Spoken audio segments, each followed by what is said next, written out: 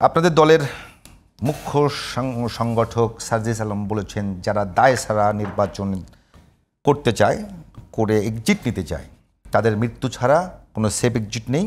তিনি হুঁশিয়ারি দিয়ে বলেন যে পৃথিবীর যে প্রান্তেই থাক বাংলাদেশের মানুষ তারা ধরে নিয়ে আসবে। আপনাদের কাছে কেন মনে হলো যে সরকার এবং সরকারের কিছু উপদেষ্টা দায় ছাড়া একটা নির্বাচন করতে চায়?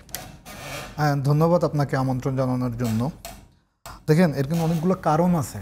যেমনি নির্বাচন আমরা কিন্তু সবসময় বলে আসছি যে সঠিক সময়ে একটা নির্বাচন দরকার, সেই সাথে বিচার সংস্কার দরকার, এবং নির্বাচন কেন্দ্রিক যে মেকানিজমগুলো আছে, এখানে নির্বাচন কমিশন, আইন শৃঙ্খলা বাহিনী সহ ওভারঅল একটা ফোর্স, কম্বিনেশন ফোর্স কিন্তু নির্বাচন বাস্তবায়নের জন্য কাজ করে।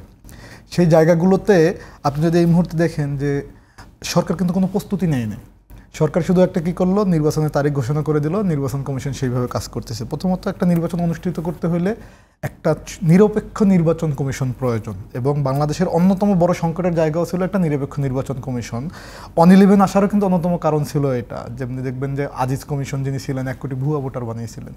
তো সেই জায়গা থেকে যে বর্তমান নির্বাচন কমিশন, তা স্পষ্টই দেখা যাচ্ছে সে একটা দল, বিশেষ করে বিএনপির প্রতি বায়াসড। এবং এই কমিশনটা যে গঠন করা হয়েছে, কেন মনে হলো? হ্যাঁ, আমি আসতেছি।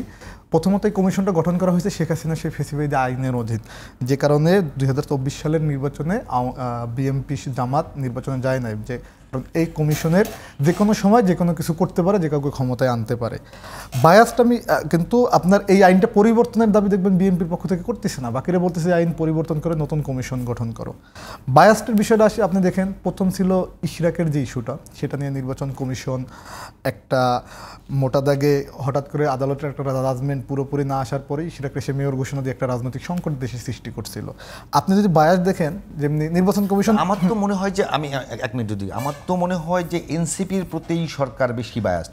যদি সম্প্রতি ইউএন সফরের কথা বলি, সেখানে এনসিপির 2 নেতাকে ডক্টর ইউনূস যেভাবে পরিচয় করে দিয়েছে বিভিন্ন অনুষ্ঠানে, সেখানে কি আপনি নির্বাচন কমিশন ইস্যুটা আমি শেষ করি, তারপর আমি ওটাই যাচ্ছি।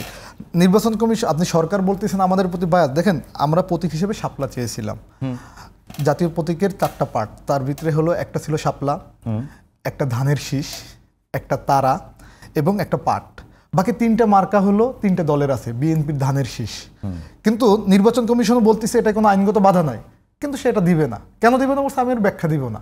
এখন কমিশন কি ঠিক করে দিবে? এবং দেখেন, সে আমাদেরকে মার্কা দিচ্ছে কি, থালা, বাটি, বেগুন, খাট, এই জিনিসগুলো আমরা দেখছিলাম কি, পাকিস্তানে ইমরান খান যাতে জিততে না পারে তার জন্য তার দলের প্রার্থীদেরকে এভাবে বেগুন দিত, খাট দিত, বিছানার চাদর দিত, বিদগুটে যে জিনিসগুলোকে। হ্যাঁ, তো কমিশন, আপনি কমিশন তো নির্বাচন কমিশন, এবং আমি আরো বলি, নির্বাচন কমিশনের যে কর্মকর্তারা আছেন ফিল্ড লেভেলে, আমি একটু বোঝার জন্য বলি যে জাতীয় প্রতীকের ভেতরে শাপলা আছে, 2 দিক দিয়ে ধান আছে, তারা আছে, উপর দিয়ে 3টা তারা আছে, পাটের পাতা আছে, পাট পাতা আছে। শুধু তাই না, আমি আপনার বলি, এখানে লিডিং কোনটা? না, এখানে লিডিং না, এটা একটা কম্বিনেশন।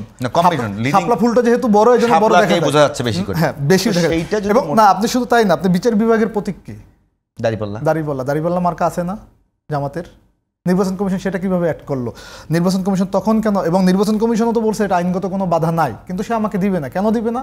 কারণ সে বিরাগভাজন, আমাদের প্রতি বিরাগভাজন। আর একটা জায়গা আপনি দেখেন, নির্বাচন কমিশনের যে কর্মকর্তারা আছে, আপনি জানেন কিনা, 285 জন কর্মকর্তাকে 2005 সালে নিয়োগ দেওয়া হয়েছিল অস্থায়ী ভিত্তিতে নির্বাচনে, হ্যাঁ, আজিজ কমিশনের সময় তাদেরকে, এবং তারাই কিন্তু 1 কোটি ভুয়া ভোটার বানিয়েছিল, এবং অধিকাংশই হলো ছাত্র দলের পোস্টেড লিডার ছিল।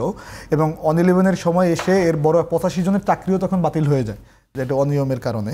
তাদেরকে এনে এরপরে নির্বাচন কমিশন কি করছে দেখবেন, যে আদালতের রায় দেওয়ার কারণে তারাও চাকরি ফেরত পেয়েছে। এবং আপনি লাস্ট যদি দেখেন, যখন রুমিন ফারহানার হলো আতাউল্লাহর উপরে তার নেতাকর্মীরা যখন হামলা করেন নির্বাচন কমিশনের সামনে, তখন সিইসি বাংলাদেশের ইতিহাসে নজিরবিহীন এভাবে গালে হাত দিয়ে তাকিয়ে আসছিল, রুমিন ফারহানা তাকে মারবে। এবং ওইখানে 2 নির্বাচনী কর্মকর্তা ছিল, শামীম এবং আফজাল নামে, তারাও এর সাথে ইনভলভ ছিল, এবং তারা ছাত্র দলের পোস্টেড। সারা বাংলাদেশের নির্বাচন কমিশনটা যারা চালাচ্ছে, তারাও সেই যে 285 জনের যারা এর ভিতরে যারা ছাত্র দলে ছিল, অর্থাৎ ছাত্রের সুপারিশে আজিজ কমিশন যে নিয়োগটা দিয়েছিল, তারাই চালাচ্ছে। আপনি নির্বাচন কমিশনের অন্যান্য কার্যক্রমগুলো দেখেন, কোথা থেকে কোনো এক জাতীয় লীগ ধরে নিয়ে আসলো, আইনে তাকে একটা রেজিস্ট্রেশন দিয়ে দিল।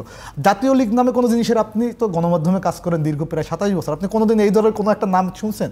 তো এইখানে ওভারঅল একটা গোষ্ঠী আছে আমাদের, তারা জুলাইটাকে হলো এমনভাবে জুলাইয়ের যে অভ্যুত্থানের স্পিডটাকে নষ্ট করছে, তাদের আসলে এদিকেও যাইতে পারতেছে না, ওদিকেও যাইতে পারতেছে না। সে একটা নির্বাচন দিয়ে বিদায় হতে চায়। আমি এর আগেও আপনার আলোচনায় বলছিলাম যে নির্বাচনটা কীভাবে হলে সবচেয়ে সুন্দর হতো। ঐক্যমত কমিশন সবার ভিতরে সবাইকে নিয়ে প্রফেসর ইউনূস সাহেব বসবেন, বসে নির্বাচনের রোডম্যাপ ঘোষণা করবেন, একটা সুন্দর ছবি থাকবে, মানুষ অ্যাকসেপ্ট করে নেবে। এবং আমার কাছে তো মনে হয়েছে যে নির্বাচন কমিশন চায় না এনসিপি নির্বাচনে পার্টিসিপেট করুক, এজন্য সে কি করতেছে, কারণ বিএনপিকে খুশি করার জন্য। দেখবেন যে বিএনপি সংস্কারের পক্ষে ছিল না। ডক্টর ইউনূস বলছে যে আপনারা তাদেরকে নিয়োগ দিয়ে তাকে নিয়োগ দিয়েছেন। আমরা এনসিপি দেয় না, ছাত্ররা দিয়েছে। হ্যাঁ, তার মানে ছাত্রদের একটা বড় অংশ এনসিপি। হ্যাঁ, ডক্টর ইউনূস কি চায় না? সেটা শোনেন, ৭১ সালের মুক্তিযুদ্ধ যখন হয়েছে, মনে হয় যে সরকার প্রধান চাইলে নির্বাচন কমিশন বাংলাদেশে এত স্বাধীনভাবে অ্যাক্ট করে যে এটা আপনাদের না, অবশ্যই নির্বাচন কমিশন তো এটা একটা স্বাধীন প্রতিষ্ঠান, এই জায়গায় সে চাইলেই ভায়াস তৈরি করতে পারে। এবং যে দেখেন নির্বাচন হওয়ার দরকার ছিল কি না, ঐক্যমত কমিশনের ভিত্তিতে একটা কমিশন দরকার ছিল। সে নির্বাচনটাই তো হাসিনার অধীনে। আর আপনি যেটা বললেন ৭১-এর মুক্তিযুদ্ধ হওয়ার পরে আওয়ামী লীগ হয়েছে আর জাসদ হয়েছে, সর্বহারা হয়েছে। এখন আপনি সর্বহারা এবং দাসদকে তো হলো আওয়ামী লীগ ব্যাপকভাবে মনে করেন ৩০,০০০ হলো দাসদ সর্বহারাকে শেখ মুজিব খুন করছে না। এখন আপনি তো ওই ৭১-এর মুক্তিযুদ্ধকালীন সরকারের তো রাষ্ট্রপতি শেখ মুজিব। এখন আপনি কি শেখ মুজিবের নিয়োগকর্তাকে মুক্তিযুদ্ধকালীন সরকার, তাই না? এখন আপনি কি বলবেন যে তাহলে হলো জাসদেরও সে সরকার ছিল, মানে পরবর্তীতে শেখ মুজিব জাসদেরও রাষ্ট্রপতি, সর্বহারারও রাষ্ট্রপতি। প্রফেসর ইউনূসকে ছাত্র জনতা অভ্যুত্থানের পরে এসে তাকে রাষ্ট্রপ্রধান উপদেষ্টা হিসেবে নিয়োগ দিয়েছে। এবং যে উপদেষ্টা মণ্ডলী যারা ছিল সেখানে বিএনপির প্রতিনিধি আছে ৩ জন, সালাউদ্দিন আহমেদ স্যার, ওয়াহিদুদ্দিন মাহমুদ স্যার, তারপরে আসিফ নজরুল স্যার। হ্যাঁ, বিএনপি সরাসরি বলছে, মানে প্রত্যেকের কাছে তালিকা চাওয়া হয়েছে রাজনৈতিক দলগুলোর কাছে, তারা ওইভাবে তালিকা দিয়েছে। জামাতের আছে ফয়জুল, যে জ্বালানি উপদেষ্টা ফয়জুল সাহেব, এরকমের কিন্তু ফাউজুল কবির, এরকমের প্রত্যেকটা দলের আছে। সো এই সরকারটা তো আলটিমেটলি সবগুলো রাজনৈতিক দলের অংশ। এবং আপনি দেখবেন যে সব জায়গায় ডিসিএসপি থেকে শুরু করে টেন্ডারবাজি যেথায় যা আছে, এটা পুরোটা কারা নিয়ন্ত্রণ করে আপনারা দেখতে পারতেছেন।